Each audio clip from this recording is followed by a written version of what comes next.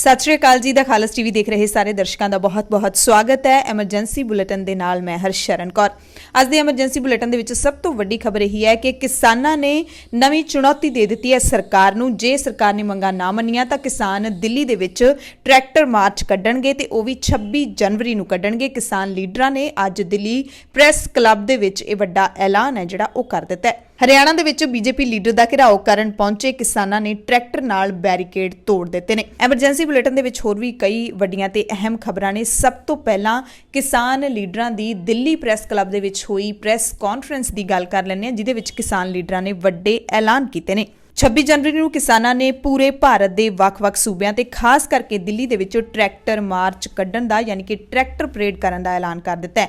ਕਿਸਾਨ ਜਥੇਬੰਦੀਆਂ ਨੇ ਕਿਹਾ ਕਿ ਦਿੱਲੀ ਦੇ ਨਾਲ-ਨਾਲ ਉਹ ਦੇਸ਼ ਦੇ ਵੱਖ-ਵੱਖ ਸੂਬਿਆਂ ਅੰਦਰ ਵੀ ਟਰੈਕਟਰ ਪਰੇਡ ਕਰਨਗੇ ਤੇ ਪੂਰੀ ਦੁਨੀਆ ਦੇ ਵਿੱਚ ਕਿਸਾਨਾਂ ਦੀ ਆਵਾਜ਼ ਨੂੰ ਬੁਲੰਦ ਕੀਤਾ ਜਾਵੇਗਾ। 26 ਜਨਵਰੀ ਭਾਰਤ ਦਾ ਗਣਤੰਤਰ ਦਿਹਾੜਾ ਹੁੰਦਾ ਹੈ ਤੇ ਇੱਕ ਵੱਡੇ ਸਮਾਗਮ ਦੇ ਵਜੋਂ ਵੱਡੇ ਪ੍ਰੋਗਰਾਮ ਦੇ ਵਜੋਂ ਭਾਰਤ ਸਰਕਾਰ ਦੇ ਵੱਲੋਂ ਇਸ ਨੂੰ ਮਨਾਇਆ ਜਾਂਦਾ ਹੈ, ਜਿਹਦੇ ਵਿੱਚ ਵਿਦੇਸ਼ ਤੋਂ ਵੀ ਕੋਈ ਵੱਡਾ ਲੀਡਰ ਹੈ ਜਿਹੜਾ ਇਸ ਪਰੇਡ ਮੌਕੇ ਸ਼ਾਮਿਲ ਹੁੰਦਾ ਹੈ, ਹਾਜ਼ਰ ਹੁੰਦਾ ਹੈ। 26 ਜਨਵਰੀ ਤੇ 15 ਅਗਸਤ ਦੋ ਵੱਡੇ ਜਿਹੜੇ ਪ੍ਰੋਗਰਾਮ ਨੇ ਉਹ ਸਰਕਾਰ ਦੇ ਵੱਲੋਂ ਵੱਡੇ ਜਸ਼ਨਾਂ ਦੇ ਨਾਲ ਮਨਾਏ ਜਾਂਦੇ ਨੇ। 15 ਅਗਸਤ ਭਾਰਤ ਦਾ ਆਜ਼ਾਦੀ ਦਿਹਾੜੇ ਵਜੋਂ ਮਨਾਇਆ ਜਾਂਦਾ ਤੇ 26 ਜਨਵਰੀ ਗਣਤੰਤਰ ਦਿਹਾੜੇ ਦੇ ਵਜੋਂ ਮਨਾਇਆ ਜਾਂਦਾ ਤੇ ਕਿਸਾਨਾਂ ਨੇ ਇਸੇ ਦਿਨ ਨੂੰ ਚੁਣਿਆ ਹੈ ਟਰੈਕਟਰ ਪਰੇਡ ਕੱਢਣ ਦੇ ਲਈ ਕਿ ਜੇ 4 ਜਨਵਰੀ ਦੀ ਬੈਠਕ ਦੇ ਵਿੱਚ ਕੋਈ ਵੀ ਹੱਲ ਨਾ ਨਿਕਲਿਆ ਤਾਂ ਅਸੀਂ 26 ਜਨਵਰੀ ਨੂੰ ਟਰੈਕਟਰ ਪਰੇਡ ਕੱਢਾਂਗੇ ਦਿੱਲੀ ਸਮੇਤ ਦੇਸ਼ ਦੇ ਵੱਖ-ਵੱਖ ਸੂਬਿਆਂ ਦੇ ਵਿੱਚ। किसान लीडरां ने कहा कि शांतमई असी हाँ, शांतमई सी ते शांतमई ही रहांगे, पर उदों तक दिल्ली दीयां सरहदां ते डटे रहांगे जदों तक साडीआं मंगां नहीं मनीआं जांदियां। दिल्ली दे प्रैस क्लब दे विच मीडिया नूं संबोधन करदिआं किसान लीडरां ने कहा कि सरकार उत्ते दबाਅ पाउण लई 26 जनवरी नूं दिल्ली विच ट्रैक्टर मार्च कड्ढण दा असी सद्दा दित्ता। इस दौरान ट्रैक्टरां दे उत्ते कौमी झंडे लाए जाणगे ते इस मार्च नूं किसान परेड दा नाम दित्ता गया। लीडरां ने जानकारी दित्ती है कि इस संघर्ष विच हुण तक साडे 50 साथी जान गवा चुके ने ते ਇਹ ਕੋਰਾ ਝੂਠ ਹੈ ਕਿ ਸਰਕਾਰ ਨੇ ਕਿਸਾਨਾਂ ਦੀਆਂ 50% ਮੰਗਾਂ ਮੰਨ ਲਈਆਂ ਨੇ।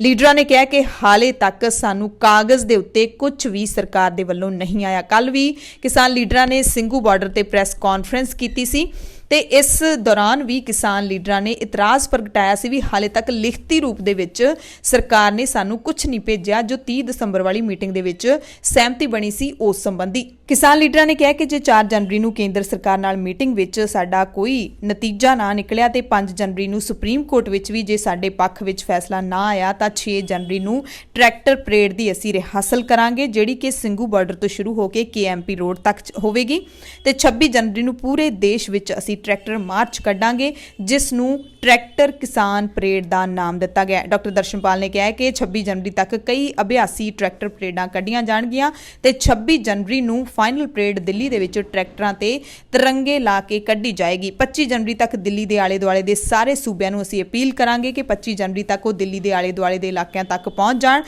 ते 26 जनवरी नूं ਜਿਹੜੀ ਇਹ फाइनल ਜਿਹੜੀ परेड है वो कड्ढी जाएगी ਤੇ ਉਸ ਤੋਂ ਪਹਿਲਾਂ ट्रैक्टरां ਦੀ ਜਿਹੜੀ परेड ਦੀ हासिल भी की जाएगी। इस तरीके दे नाल किसान मजदूर संघर्ष कमेटी के सूबा जनरल सकत्तर ने भी सारे किसानों नूं सदा दिता है कि 25 जनवरी तक सारे किसान देश के ਵੱਖ-ਵੱਖ सूबिਆਂ तो आपो अपने ट्रैक्टर लैके दिल्ली पहुँच जाण। 25 जनवरी नूं ट्रैक्टरां दी रिहर्सल होवेगी, ट्रैक्टर परेड की रिहर्सल होवेगी ते 26 जनवरी नूं दिल्ली दे विच रैलियां कड्ढियां जाणगियां यानी कि ट्रैक्टर परेड कड्ढी जावेगी।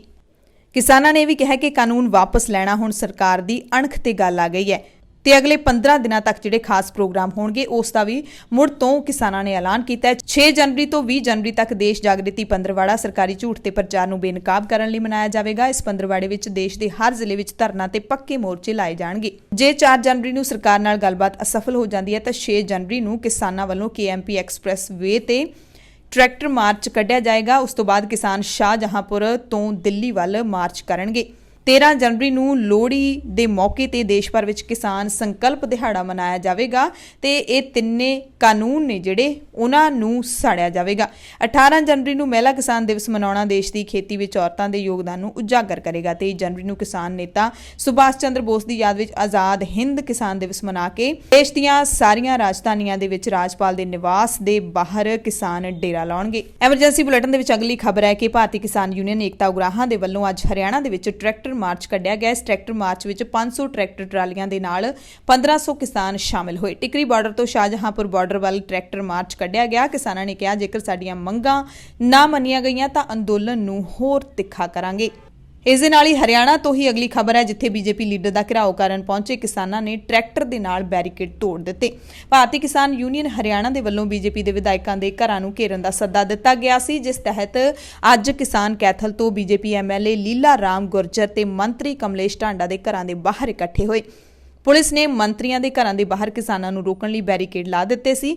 ਬੈਰੀਕੇਡ ਤੋੜਨ ਲਈ ਪਹਿਲਾਂ ਤਾਂ ਕਿਸਾਨਾਂ ਨੇ ਨਾਅਰੇਬਾਜ਼ੀ ਕੀਤੀ ਤੇ ਹੱਥਾਂ ਨਾਲ ਬੈਰੀਕੇਡ ਹਟਾਉਣੇ ਚਾਹੇ, ਜਿਸ ਦਾ ਪੁਲਿਸ ਨੇ ਵਿਰੋਧ ਕੀਤਾ। ਬਾਅਦ ਚ ਕਿਸਾਨਾਂ ਨੇ ਟਰੈਕਟਰ ਬੈਰੀਕੇਡਾਂ ਦੇ ਉੱਪਰ ਚੜ੍ਹਾ ਕੇ ਆਪਣੇ ਰਾਹ ਖੋਲ੍ਹ ਲਏ, ਯਾਨੀ ਕਿ ਬੈਰੀਕੇਡ ਤੋੜ ਕੇ ਟਰੈਕਟਰਾਂ ਦੇ ਨਾਲ ਕਿਸਾਨ ਅੱਗੇ ਲੰਘ ਗਏ ਤੇ ਇਸ ਦਰਮਿਆਨ ਜਾਣਕਾਰੀ ਮਿਲ ਰਹੀ ਹੈ ਕਿ ਪੁਲਿਸ ਮੁਲਾਜ਼ਮਾਂ ਦਾ ਮਸਾਂ ਹੀ ਬਚਾਅ ਹੋ ਸਕਿਆ। ਅਗਲੀ ਖਬਰ ਹੈ ਕਿ ਕਿਸਾਨਾਂ ਦੀ ਜਿਹੜੀ ਹੁਣ ਨਜ਼ਰ ਹੈ 4 ਜਨਵਰੀ ਦੀ ਮੀਟਿੰਗ ਦੇ ਉੱਤੇ ਤਿੱਖੀ ਬਣੀ ਹੋਈ ਹੈ। ਇਸ ਮੀਟਿੰਗ ਦੇ ਵਿੱਚ ਜੇ ਕੋਈ ਠੋਸ ਨਤੀਜਾ ਨਹੀਂ ਨਿਕਲਿਆ ਤਾਂ ਹਰਿਆਣਾ ਦੇ ਪੈਟਰੋਲ ਪੰਪ ਤੇ ਮਾਲਸ ਨੂੰ ਬੰਦ ਕਰਨ ਦੀ ਕਿਸਾਨ ਲੀਡਰਾਂ ਨੇ ਚੇਤਾਵਨੀ ਦਿੱਤੀ ਹੈ।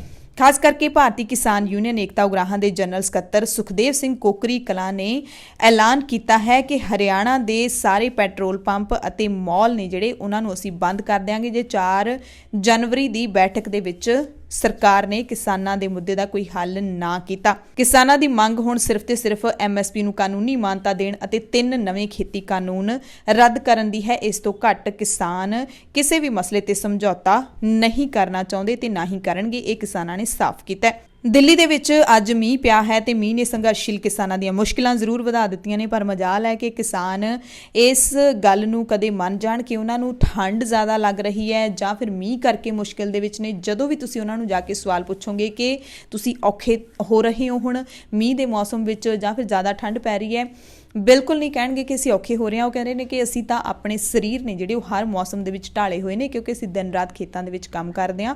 ਮਤਲਬ ਹੀ ਨਹੀਂ ਪੈਦਾ ਹੁੰਦਾ ਸਾਨੂੰ ਠੰਡ ਲੱਗੇ ਜਾਂ ਫਿਰ ਮੀਂਹ ਦਾ ਅਸਰ ਸਾਡੇ ਉੱਤੇ ਕੋਈ ਹੋਵੇ। ਹਾਲਾਂਕਿ ਜੇ ਆਮ ਇਨਸਾਨ ਦੇਖੇ ਤਾਂ ਕਿਸਾਨਾਂ ਦੀਆਂ ਮੁਸ਼ਕਿਲਾਂ ਦੇਖਣ ਨੂੰ ਵਧੀਆਂ ਜ਼ਰੂਰ ਨੇ। ਸੜਕਾਂ ਦੇ ਉੱਤੇ ਬੈਠੇ ਨੇ, ਟਰਾਲੀਆਂ ਦੇ ਉੱਤੇ ਤਰਪਾਲਾਂ ਨੇ, ਉੱਥੇ ਕੋਈ ਛੱਤ ਨਹੀਂ ਹੈ, ਸਿਰਫ ਤਰਪਾਲਾਂ ਦੇ ਥੱਲੇ ਕਿਸਾਨ ਡਟੇ ਹੋਏ ਨੇ ਤੇ ਔਖਾ ਜ਼ਰੂਰ ਹੁੰਦਾ ਹੈ, ਕਿਉਂਕਿ ਸਿੰਘੂ ਤੇ ਟਿਕਰੀ ਦੋਵਾਂ ਬਾਰਡਰਾਂ ਦੇ ਉੱਤੇ ਗਾਜ਼ੀਪੁਰ ਬਾਰਡਰ ਤੇ ਵੀ ਧਰਨਾ ਚੱਲ ਰਿਹਾ ਹੈ, ਸ਼ਾਹਜਹਾਂਪੁਰ ਬਾਰਡਰ ਤੇ ਵੀ ਧਰਨਾ ਚੱਲ ਰਿਹਾ, ਪਲਵਲ ਬਾਰਡਰ ਤੇ ਵੀ ਚੱਲ ਰਿਹਾ ਹੈ ਤੇ ਦਿੱਲੀ ਦੇ ਸਿੰਘੂ ਤੇ ਟਿਕਰੀ ਬਾਰਡਰ ਤੋਂ ਸਾਨੂੰ ਖਬਰ ਜਿਹੜੀ ਪੁਖਤਾ ਮਿਲੀ ਹੈ ਕਿ ਇੱਥੇ ਮੀਂਹ ਹੈ ਜਿਹੜਾ ਉਹ ਪਿਆ ਹੈ ਤੇ ਕਿਸਾਨਾਂ ਨੂੰ ਮੀਂਹ ਕਾਰਨ ਪਰੇਸ਼ਾਨੀ ਦਾ ਸਾਹਮਣਾ ਕਰਨਾ ਪਿਆ। ਦਿਨ ਵੇਲੇ ਸਰਦ ਹਵਾਵਾਂ ਚੱਲਦੀਆਂ ਰਹੀਆਂ। ਧਰਨੇ ਵਿੱਚ ਸ਼ਾਮਿਲ ਕਿਸਾਨ ਵੀ ਅੱਜ ਟਰਾਲੀਆਂ 'ਚ ਬੈਠਣ ਲਈ ਮਜਬੂਰ ਹੋ ਗਏ ਸੀ। ਐਮਰਜੈਂਸੀ ਬੁਲੇਟਿਨ ਦੇ ਵਿੱਚ ਹੁਣ ਤੁਹਾਨੂੰ ਯੂਪੀ, ਹਰਿਆਣਾ, ਦਿੱਲੀ ਦੇ ਗਾਜ਼ੀਪੁਰ ਬਾਰਡਰ ਤੋਂ ਉਦਾਸ ਕਰਨ ਵਾਲੀ ਖਬਰ ਦੱਸਾਂਗੇ, ਜਿੱਥੇ ਇੱਕ ਬਜ਼ੁਰਗ ਕਿਸਾਨ ਨੇ ਕਿਸਾਨੀ ਸੰਘਰਸ਼ ਨੂੰ ਸਮਰਪਿਤ ਆਪਣੀ ਜਾਨ ਦੇ ਦਿੱਤੀ ਹੈ। 60 ਸਾਲਾ ਕਸ਼ਮੀਰ ਸਿੰਘ ਰਾਮਪੁਰ ਦੇ ਬਿਲਾਸਪੁਰ ਥਾਣੇ ਦੇ ਅਧੀਨ ਇਲਾਕੇ ਦੇ ਰਹਿਣ ਵਾਲੇ ਸੀ। ਪਿਛਲੇ ਕਈ ਦਿਨਾਂ ਤੋਂ ਦਿੱਲੀ ਦੇ ਗਾਜ਼ੀਪੁਰ ਬਾਰਡਰ ਦੇ ਉੱਤੇ ਖੇਤੀ ਕਾਨੂੰਨਾਂ ਦੇ ਵਿਰੁੱਧ ਲੱਗੇ ਮੋਰਚੇ ਦੇ ਵਿੱਚ ਡਟੇ ਹੋਏ ਸੀ। ਇਸ ਤੋਂ ਪਹਿਲਾਂ ਸ਼ੁੱਕਰਵਾਰ ਨੂੰ ਵੀ ਇੱਕ ਹੋਰ ਕਿਸਾਨ ਦੀ ਇਸੇ ਮੋਰਚੇ ਤੇ ਠੰਡ ਲੱਗਣ ਕਾਰਨ ਮੌਤ ਹੋਣ ਦੀ ਖਬਰ ਮਿਲੀ ਸੀ। ਜਾਣਕਾਰੀ ਮਿਲੀ ਹੈ ਕਿ ਸਵੇਰੇ ਅੱਜ ਕਸ਼ਮੀਰ ਸਿੰਘ ਨੇ ਬਾਥਰੂਮ ਦੇ ਵਿੱਚ ਜਾ ਕੇ ਸੁਸਾਈਡ ਕਰ ਲਿਆ। ਮਰਨ ਤੋਂ ਪਹਿਲਾਂ ਉਹਨਾਂ ਨੇ ਸੁਸਾਈਡ ਨੋਟ ਵੀ ਲਿਖਿਆ ਤੇ ਆਪਣੀ ਆਤਮ ਹੱਤਿਆ ਦੇ ਲਈ ਸਰਕਾਰ ਨੂੰ ਜ਼ਿੰਮੇਵਾਰ ਦੱਸਿਆ ਤੇ ਅੰਤਿਮ ਸੰਸਕਾਰ ਨੂੰ ਲੈ ਕੇ ਇੱਛਾ ਵੀ ਜਤਾਈ ਹੈ। ਭਾਰਤੀ ਕਿਸਾਨ ਯੂਨੀਅਨ ਨੇ ਇਸ ਗੱਲ ਦੀ ਪੁਸ਼ਟੀ ਕੀਤੀ ਹੈ। ਕਿਸਾਨ ਕਸ਼ਮੀਰ ਸਿੰਘ ਨੇ ਨੋਟ ਵਿੱਚ ਲਿਖਿਆ ਹੈ ਕਿ ਮੇਰਾ ਅੰਤਿਮ ਸੰਸਕਾਰ ਪੋਤਰੇ ਤੇ ਬੱਚਿਆਂ ਦੇ ਹੱਥੋਂ ਦਿੱਲੀ ਯੂਪੀ ਦੇ ਗਾਜ਼ੀਪੁਰ ਬਾਰਡਰ ਤੇ ਹੀ ਹੋਣਾ ਚਾਹੀਦਾ ਹੈ। ਕਿਸਾਨ ਦੇ ਰਿਸ਼ਤੇਦਾਰ ਵੀ ਅੰਦੋਲਨ ਦੇ ਵਿੱਚ ਸ਼ਾਮਿਲ ਨੇ। ਸੁਸਾਈਡ ਨੋਟ ਵਿੱਚ ਕਿਸਾਨ ਨੇ ਸਰਕਾਰ ਨੂੰ ਆਪਣੇ ਸੁਸਾਈਡ ਦਾ ਜ਼ਿੰਮੇਵਾਰ ਦੱਸਿਆ। ਲਿਖਿਆ ਕਿ ਆਖਿਰ ਕਦੋਂ ਤੱਕ ਸਾਰੇ ਕਿਸਾਨ ਇਸ ਥਾਂ ਤੇ ਠੰਡ ਵਿੱਚ ਬੈਠੇ ਰਹਿਣਗੇ। ਸਰਕਾਰ ਕਿਸਾਨਾਂ ਦੀ ਸੁਣ ਨਹੀਂ ਰਹੀ, ਇਸ ਲਈ ਮੈਂ ਜਾਨ ਦੇ ਰਿਹਾ ਤਾਂ ਕਿ ਕੋਈ ਹੱਲ ਨਿਕਲ ਸਕੇ। ਕਿਸਾਨ ਲੀਡਰ ਰਾਕੇਸ਼ ਟਿਕੈਤ ਨੇ ਕਿਸਾਨ ਦੀ ਮੌਤ ਤੇ ਦੁੱਖ ਜਤਾਇਆ ਹੈ। ਕਿਹਾ ਕਿ ਅਸੀਂ ਕਿਸਾਨਾਂ ਨੂੰ ਸਮਝਾ ਰਹੇ ਹਾਂ ਕਿ ਇਸ ਤਰ੍ਹਾਂ ਦੇ ਕਦਮ ਨਾ ਚੁੱਕੇ ਜਾਣ ਤੇ ਨਾਲ ਹੀ ਟਿਕੈਤ ਨੇ ਵੀ ਦਾਅਵਾ ਕੀਤਾ ਹੈ ਕਿ 4 ਜਨਵਰੀ ਨੂੰ ਸਰਕਾਰ ਨਾਲ ਹੋਣ ਵਾਲੀ ਗੱਲਬਾਤ ਦੇ ਵਿੱਚ ਅਸੀਂ ਐਮਐਸਪੀ ਦੀ ਕਾਨੂੰਨੀ ਮਾਨਤਾ ਤੇ 3 ਖੇਤੀ ਕਾਨੂੰਨ ਰੱਦ ਕਰਨ ਦੀ ਮੰਗ ਤੇ ਅੜੇ ਰਹਾਂਗੇ। ਕਿਸਾਨ ਥੋੜਾ ਹੌਸਲਾ ਰੱਖਣ, ਮੋਰਚਿਆਂ ਦੇ ਵਿੱਚ ਡਟੇ ਜਿੰਨੇ ਵੀ ਕਿਸਾਨ ਨੇ ਸਾਡੇ ਤੇ ਭਰੋਸਾ ਕਰਨ ਅਤੇ ਅਜਿਹੇ ਕਦਮ ਨਾ ਚੁੱਕਣ। ਸੋ ਇਸ ਬਾਰੇ ਹਾਲੇ ਕੁਝ ਪੁਸ਼ਟੀ ਨਹੀਂ ਹੋ ਸਕੀ ਕਿ ਕਿਸਾਨ ਕਸ਼ਮੀਰ ਸਿੰਘ ਦਾ ਅੰਤਿਮ ਸੰਸਕਾਰ ਕਿੱਥੇ ਕੀਤਾ ਜਾਏਗਾ, ਕਿ ਉਹਨਾਂ ਦੀ ਇੱਛਾ ਦੇ ਮੁਤਾਬਿਕ ਗਾਜ਼ੀਪੁਰ ਬਾਰਡਰ ਤੇ ਹੀ ਕੀਤਾ ਜਾਏਗਾ। ਇਸ ਬਾਰੇ ਕੁਝ ਵੀ ਪਤਾ ਨਹੀਂ ਲੱਗ ਸਕਿਆ। ਤਲਵੰਡੀ ਸਾਬੋ ਤੋਂ ਖਬਰ ਹੈ, ਜਿੱਥੇ ਦਿੱਲੀ ਕਿਸਾਨ ਮੋਰਚੇ ਤੋਂ ਪਰਤ ਰਹੇ ਇੱਕ ਹੋਰ ਨੌਜਵਾਨ ਕਿਸਾਨ ਦੀ ਹਾਦਸੇ ਦੇ ਵਿੱਚ ਮੌਤ ਹੋ ਗਈ ਹੈ। ਦਿੱਲੀ ਮੋਰਚੇ ਵਿੱਚ ਸ਼ਾਮਿਲ ਹੋ ਕੇ ਆ ਰਹੇ ਬਠਿੰਡਾ ਦੇ ਪਿੰਡ ਭਾਗੀਵਾਂਦਰ ਦੇ ਵਾਸੀ 28 ਸਾਲਾ ਨੌਜਵਾਨ ਹਰਜਿੰਦਰ ਸਿੰਘ ਜਿੰਦੂ ਦੇ ਵਾਹਨ ਨੂੰ ਧੁੰਦ ਜ਼ਿਆਦਾ ਹੋਣ ਕਰਕੇ ਕਿਸੇ ਅਣਪਛਾਤੇ ਵਾਹਨ ਨੇ ਟੱਕਰ ਮਾਰ ਦਿੱਤੀ। ਹਾਲਾਂਕਿ ਹਰਜਿੰਦਰ ਸਿੰਘ ਨੂੰ ਨੇੜੇ ਦੇ ਹਸਪਤਾਲ ਤਲਵੰਡੀ ਸਾਬੋ ਵਿੱਚ ਲਿਜਾਇਆ ਵੀ ਗਿਆ, ਪਰ ਡਾਕਟਰਾਂ ਨੇ ਮ੍ਰਿਤਕ ਐਲਾਨ ਦਿੱਤਾ। ਭਾਰਤੀ ਕਿਸਾਨ ਯੂਨੀਅਨ ਡਕੌਂਦਾ ਦੇ ਇਕਾਈ ਪ੍ਰਧਾਨ ਬਲਕਰਨ ਸਿੰਘ ਨੇ ਫੋਨ ਤੇ ਦੱਸਿਆ ਕਿ ਹਰਜਿੰਦਰ ਸਿੰਘ 1 ਜਨਵਰੀ ਨੂੰ ਦਿੱਲੀ ਕਿਸਾਨ ਮੋਰਚੇ ਵਿੱਚੋਂ ਪਿੰਡ ਭਾਗੀਵਾਂਦਰ ਤੋਂ ਗਏ ਸੀ ਤੇ ਮ੍ਰਿਤਕ ਹੋਣ ਦੀ ਪੁਸ਼ਟੀ ਪਿੰਡ ਦੇ ਸਰਪੰਚ ਬਲਕਰਨ ਸਿੰਘ ਨੇ ਕੀਤੀ ਹੈ। ਪਿੰਡ ਵਾਸੀਆਂ ਤੇ ਕਿਸਾਨ ਲੀਡਰਾਂ ਨੇ ਪਰਿਵਾਰ ਨੂੰ 10 ਲੱਖ ਰੁਪਏ ਮੁਆਵਜ਼ਾ, ਸਰਕਾਰੀ ਨੌਕਰੀ ਤੇ ਕਿਸਾਨੀ ਕਰਜ਼ਾ ਮਾਫ ਕਰਨ ਦੀ ਮੰਗ ਕੀਤੀ ਹੈ। ਬਠਿੰਡਾ ਤੋਂ ਇੱਕ ਖਬਰ ਦੱਸ ਦਿੰਦੇ ਆ, ਜਿਹੜੀ ਇਹ ਦੱਸਦੀ ਹੈ ਕਿ ਬੀਜੇਪੀ ਲੀਡਰਾਂ ਦੇ ਘਿਰਾਓ ਤੋਂ ਬਾਅਦ ਹੁਣ ਕਿਸਾਨਾਂ ਨੇ ਹਰਸਿਮਰਤ ਕੌਰ ਬਾਦਲ ਯਾਨੀ ਕਿ ਅਕਾਲੀ ਲੀਡਰਾਂ ਦਾ ਵਿਰੋਧ ਕਰਨਾ ਵੀ ਸ਼ੁਰੂ ਕਰ ਦਿੱਤਾ ਹੈ। ਬਠਿੰਡਾ ਦੇ ਹਾਂਡੀ ਰੈਸਟੋਰੈਂਟ ਦੇ ਵਿੱਚ ਹਰਸਿਮਰਤ ਕੌਰ ਬਾਦਲ ਜੋ ਕਿ ਸਾਬਕਾ ਕੇਂਦਰੀ ਮੰਤਰੀ ਨੇ, ਉਹਨਾਂ ਦੇ ਆਉਣ ਦੀ ਸੂਹ ਮਿਲੀ ਤਾਂ ਕਿਸਾਨਾਂ ਨੇ ਹਾਂਡੀ ਰੈਸਟੋਰੈਂਟ ਨੂੰ ਘੇਰ ਲਿਆ। ਸਮਾਗਮ ਦੇ ਵਿੱਚ ਰਾਸ਼ਟਰੀ ਵਯੋਸਰੀ ਯੋਜਨਾ ਤਹਿਤ ਅਪਾਹਜਾਂ ਨੂੰ ਮੁਫਤ ਟ੍ਰਾਈਸਾਈਕਲ ਤੇ ਹੋਰ ਸਹਾਇਕ ਸਮੱਗਰੀ ਵੰਡੀ ਜਾਣੀ ਸੀ ਤੇ ਹਾਂਡੀ ਰੈਸਟੋਰੈਂਟ ਵਿੱਚ ਪ੍ਰਸ਼ਾਸਨ ਵੱਲੋਂ ਇਹ ਸਮਾਗਮ ਰੱਖਿਆ ਗਿਆ ਸੀ। ਕਿਸਾਨਾਂ ਨੂੰ ਸੂਚਨਾ ਮਿਲੀ ਕਿ ਰਾਜ ਮੰਤਰੀ ਕ੍ਰਿਸ਼ਨਪਾਲ ਗੁਰਜਰ ਤੇ ਸੰਸਦ ਮੈਂਬਰ ਹਰਸਿਮਰਤ ਕੌਰ ਬਾਦਲ ਇੱਥੇ ਪਹੁੰਚ ਰਹੇ ਨੇ ਤਾਂ ਦੋਵਾਂ ਦਾ ਘਿਰਾਓ ਕਰਨ ਦੇ ਲਈ ਕਿਸਾਨਾਂ ਨੇ ਹਾਂਡੀ ਰੈਸਟੋਰੈਂਟ ਵੱਲ ਰੋਸ ਮਾਰਚ ਸ਼ੁਰੂ ਕਰ ਦਿੱਤਾ। ਕਿਸਾਨ ਕਈ ਘੰਟਿਆਂ ਤੱਕ ਰੈਸਟੋਰੈਂਟ ਮੂਹਰੇ ਬਠਿੰਡਾ ਅੰਮ੍ਰਿਤਸਰ ਨੈਸ਼ਨਲ ਹਾਈਵੇ ਤੇ ਧਰਨਾ ਲਾ ਕੇ ਬਹਿ ਗਏ। ਹਾਲਾਂਕਿ ਜਾਣਕਾਰੀ ਮਿਲੀ ਕਿ ਕਿਸਾਨਾਂ ਦੇ ਵਿਰੋਧ ਪ੍ਰਦਰਸ਼ਨ ਤੋਂ ਬਾਅਦ ਇਹ ਸਮਾਗਮ ਰੋਕ ਦਿੱਤਾ ਗਿਆ ਸੀ ਤੇ ਕੋਈ ਵੀ ਸਿਆਸੀ ਲੀਡਰ ਇੱਥੇ ਪਹੁੰਚਣ ਤੋਂ ਪਹਿਲਾਂ ਹੀ ਰਫੂ ਚੱਕਰ ਹੋ ਗਿਆ। ਪੰਜਾਬ ਸਕੂਲ ਸਿੱਖਿਆ ਬੋਰਡ ਨੇ ਕਈ ਮਹੀਨਿਆਂ ਤੋਂ ਬਾਅਦ ਪਹਿਲੀ ਤੋਂ 12ਵੀਂ ਤੱਕ ਦੇ ਵਿਦਿਆਰਥੀਆਂ ਦੀ ਪੜ੍ਹਾਈ ਦਾ ਮੁਲਾਂਕਣ ਕਰਨ ਤੇ ਇਸ ਵਿੱਚ ਹੋਰ ਸੁਧਾਰ ਲਿਆਉਣ ਲਈ 7 ਅਤੇ 8 ਜਨਵਰੀ 2021 ਨੂੰ ਸਾਰੇ ਸਕੂਲਾਂ ਦੇ ਵਿੱਚ ਮਾਪੇ ਅਧਿਆਪਕ ਮੀਟਿੰਗਾਂ ਕਰਵਾਉਣ ਦੇ ਹੁਕਮ ਦਿੱਤੇ ਨੇ। ਕੇਂਦਰੀ ਸਿਹਤ ਮੰਤਰੀ ਡਾਕਟਰ ਹਰਸ਼ਵਰਧਨ ਨੇ ਕਿਹਾ ਕਿ ਕੋਰੋਨਾ ਵੈਕਸੀਨੇਸ਼ਨ ਦੇ ਪਹਿਲੇ ਪੜਾਅ ਵਿੱਚ 3 ਕਰੋੜ ਲੋਕਾਂ ਨੂੰ ਟੀਕਾ ਮੁਫਤ ਲਾਇਆ ਜਾਏਗਾ। ਮੁਹਿੰਮ ਦੇ ਪਹਿਲੇ ਪੜਾਅ ਵਿੱਚ ਸਭ ਤੋਂ ਵੱਧ ਜ਼ੋਖਮ ਵਾਲੇ ਲੋਕਾਂ ਨੂੰ ਟੀਕਾ ਲਾਇਆ ਜਾਏਗਾ। ਟਵੀਟ ਕੀਤਾ ਸਿਹਤ ਮੰਤਰੀ ਨੇ ਕਿ ਟੀਕਾਕਰਨ ਦੇ ਪਹਿਲੇ ਪੜਾਅ ਵਿੱਚ ਦੇਸ਼ ਭਰ ਵਿੱਚ ਸਭ ਤੋਂ ਵੱਧ ਤਰਜੀਹ ਲੈਣ ਵਾਲੇ ਲੋਕਾਂ ਨੂੰ ਮੁਫਤ ਟੀਕਾ ਦਿੱਤਾ ਜਾਏਗਾ, ਜਿਹਦੇ ਵਿੱਚ 1 crore health care worker, 2 crore front line worker ਸ਼ਾਮਿਲ ਹੋਣਗੇ। ਬਾਕੀ 27 ਕਰੋੜ ਲੋਕਾਂ ਦਾ ਜੁਲਾਈ ਤੱਕ ਟੀਕਾ ਲਾਇਆ ਜਾਣਾ ਹੈ ਤੇ ਉਹਨਾਂ ਨੂੰ ਅੰਤਿਮ ਰੂਪ ਦਿੱਤਾ ਜਾ ਰਿਹਾ ਹੈ। ਸੋ ਇਹ ਗੱਲ ਤਾਂ ਸਾਫ਼ ਹੋ ਗਈ ਹੈ ਕਿ ਸਰਕਾਰ ਦੇਸ਼ ਦੇ ਵਿੱਚ ਕਰੋਨਾ ਵੈਕਸੀਨ ਹੈ ਸਿਰਫ 30 ਕਰੋੜ ਲੋਕਾਂ ਨੂੰ ਹੀ ਦੇਵੇਗੀ, ਜਾਂ ਕਹਿ ਲਈਏ ਕਿ ਸਰਕਾਰ 30 ਕਰੋੜ ਲੋਕਾਂ ਦੀ ਹੀ ਕਰੋਨਾ ਵੈਕਸੀਨ ਦਾ ਖਰਚਾ ਚੁੱਕੇਗੀ। ਬਾਕੀਆਂ ਨੂੰ ਆਪਦੇ ਪੈਸਿਆਂ ਦੇ ਨਾਲ, ਆਪਦੇ ਖਰਚੇ ਦੇ ਨਾਲ ਕਰੋਨਾ ਦਾ ਟੀਕਾ ਲਵਾਉਣਾ ਪਵੇਗਾ। ਨੀਤੀ ਆਯੋਗ ਦੇ ਮੈਂਬਰ ਤੇ ਨੈਸ਼ਨਲ ਕੋਵਿਡ-19 ਟਾਸਕ ਫੋਰਸ ਦੇ ਮੁਖੀ ਡਾਕਟਰ ਵਿਨੋਦ ਪੌਲ ਨੇ ਕਿਹਾ ਹੈ ਕਿ ਟੀਕਾਕਰਨ ਮੁਹਿੰਮ ਦੇ ਪਹਿਲੇ ਪੜਾਅ ਵਿੱਚ ਸਰਕਾਰ ਤਰਜੀਹੀ ਸਮੂਹਾਂ ਨਾਲ ਜੁੜੇ 30 ਕਰੋੜ ਵਿਅਕਤੀਆਂ ਨੂੰ ਕਰੋਨਾ ਵੈਕਸੀਨ ਮੁਹੱਈਆ ਕਰਵਾਉਣ ਦਾ ਖਰਚਾ ਚੁੱਕੇਗੀ। ਰਿਪੋਰਟ ਮੁਤਾਬਕ ਦੇਸ਼ ਵਿੱਚ ਲਗਭਗ 96,000 ਲੋਕਾਂ ਨੂੰ ਕਰੋਨਾ ਟੀਕਾਕਰਨ ਲਈ ਸਿਖਲਾਈ ਦਿੱਤੀ ਗਈ ਹੈ। ਅਗਲੇ 6 ਤੋਂ 8 ਮਹੀਨਿਆਂ ਵਿੱਚ ਫਰੰਟਲਾਈਨ ਕਰਮਚਾਰੀਆਂ, ਖਾਸ ਕਰਕੇ ਸਿਹਤ ਸੰਭਾਲ ਵਿੱਚ ਕੰਮ ਕਰਨ ਵਾਲੇ ਤੇ ਬਜ਼ੁਰਗਾਂ ਨੂੰ ਸ਼ੁਰੂਆਤੀ ਪੜਾਅ ਵਿੱਚ ਟੀਕਾ ਲਾਉਣ ਦਾ ਟੀਚਾ ਰੱਖਿਆ ਜਾਏਗਾ। ਆਖਰੀ ਮੀਲ ਦੀ ਵੰਡ ਵਿੱਚ 29,000 ਟੀਕਾਕਰਨ ਬਿੰਦੂਆਂ ਤੇ ਟੀਕਿਆਂ ਦੀ ਸਪਲਾਈ ਲਈ 31 ਹੱਬਾਂ ਦਾ ਨਿਰਮਾਣ ਕੀਤਾ ਗਿਆ ਤਾਂ ਜੋ ਕੋਈ ਦਿੱਕਤ ਨਾ ਆਵੇ। ਖਬਰ ਮਿਲ ਰਹੀ ਹੈ ਕਿ ਕਰੋਨਾ ਵਾਇਰਸ ਦੇ ਨਵੇਂ ਸਟ੍ਰੇਨ ਦੀ ਐਂਟਰੀ ਭਾਰਤ ਵਿੱਚ ਵੀ ਹੋ ਗਈ ਹੈ।